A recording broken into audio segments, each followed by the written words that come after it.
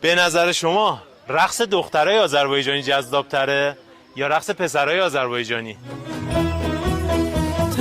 Kemanım gel gel, karşı kemanım gel gel, muhabbetim gel gel, saadetim gel gel. Tar kemanım gel gel, karşı kemanım gel gel, muhabbetim gel gel, saadetim gel gel.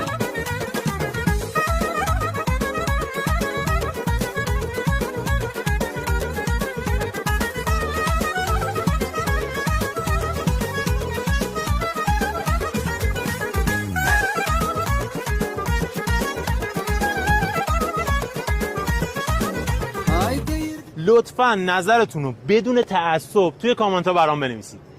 پسرا یا دخترا؟